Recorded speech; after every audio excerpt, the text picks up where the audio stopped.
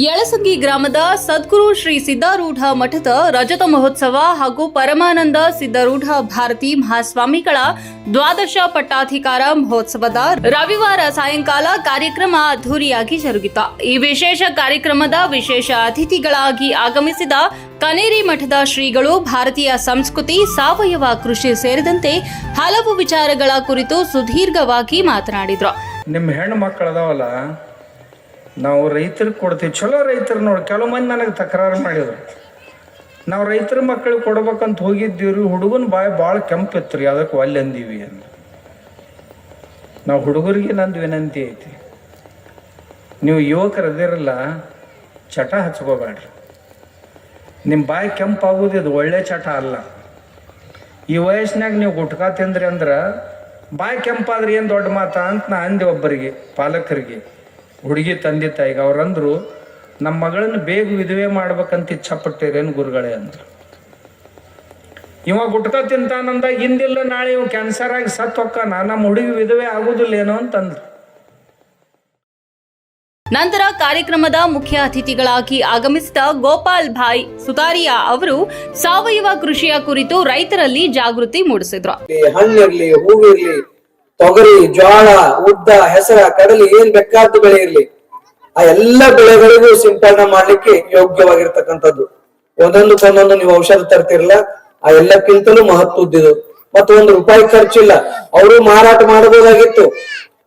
ನಿಮ್ಮ ಖರ್ಚು ಎಷ್ಟು? 1.5 ಕಿಲೋ 2 ಕಿಲೋ ಬೆಲ್ಲ, 1-2 ಲೀಟರ್ ಆಕಳ ಮಜ್ಜಿಗೆ, ಜವಾರಿ ಆಕಳ ಮಜ್ಜಿಗೆ ಅದರಷ್ಟು, ಮತ್ತೆ ಇದೊಂದು ಲೀಟರ್ ಗೋಕೃಪಾಮೃತ, ಈ 5 ಲೀಟರ್ಗಳನ್ನ ಅಂದ್ರ ಬೆಲ್ಲ, 2 ಲೀಟರ್ ಮಜ್ಜಿಗೆ, ಇದೊಂದು ಗೋಕೃಪಾಮೃತ, ಇದನ್ನೆಲ್ಲ ಕೂಡಿಸಿ ಒಂದು ಬ್ಯಾರಲ್ ಇರ್ತಿರ್ಲ, 200 ಲೀಟರ್ ಬ್ಯಾರಲ್, ಆ ಬ್ಯಾರಲ್ ಹಾಕಿ ಒಂದು 5-6. ನಂತರ ಆಳಂದ ಶಾಸಕ BR ಪಾಟೀಲ್ ಮಾತನಾಡಿ, ರೈತ ಉಳಿದರೆ ಮಾತ್ರ ನಾವು ಬದುಕುತ್ತೇವೆ, ನಾವೆಲ್ಲರೂ ಕೃಷಿಯತ್ತ ಮುಖ ಮಾಡಬೇಕಿದೆ ಎಂದ್ರು.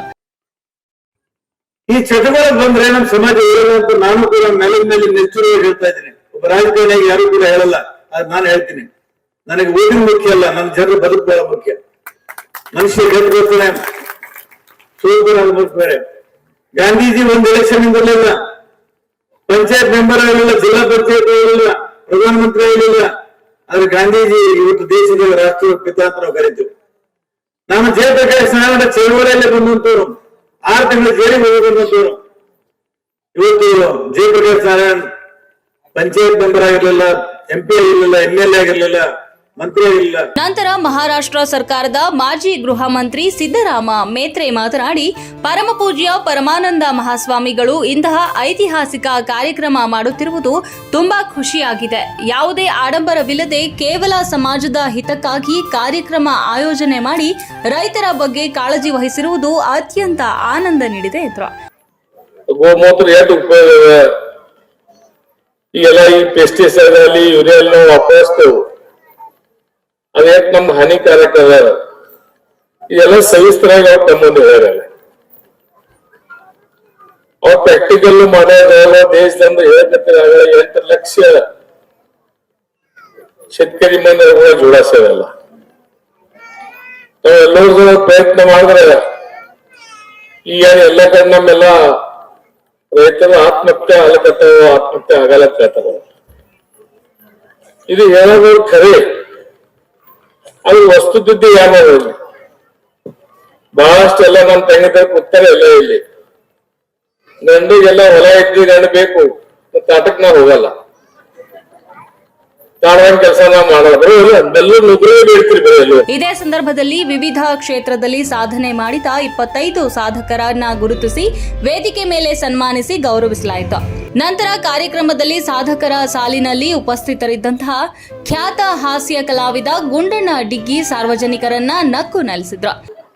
ಏನು ಒಳಗಡೆ ಬಂದು ಈ ಕಾಲಿಟ್ಟಿದ್ರು ಸಣ್ಣ ಮುಳು ಚುಚ್ಚ ಕಾಲಿಗೆ, ಮಮ್ಮಿ ಚುಚ್ಚು ಬಿಡ್ತು, ಮಮ್ಮಿ ಚುಚ್ಚು ಬಿಡು ಕರ್ನಾಟಕ ಹಾಕಿ ಮಮ್ಮಿ ಅವಳು ಮಗಳಾಗ. ನಾನು ಅದಕ್ಕೆ ಹೇಳಿದೆ ಕಣೆ, ಬರಬಾರ್ದು, ಹಳ್ಳಿಗಳಿಗೆ ಬರಬಾರ್ದು ಎಲ್ಲ. ಈ ಸಂದರ್ಭದಲ್ಲಿ ಏಳುಸಂಗಿ ಸಿದ್ಧಾರೂಢ ಮಠದ ಪೀಠಾಧಿಪತಿ ಶ್ರೀ ಪರಮಾನಂದ ಸಿದ್ಧಾರೂಢ ಭಾರತಿ ಸ್ವಾಮೀಜಿ ಸೇರಿದಂತೆ ಹಲವು ಮುಖಂಡರು ಮತ್ತು ಸಾರ್ವಜನಿಕರು ಉಪಸ್ಥಿತರಿದ್ದರು.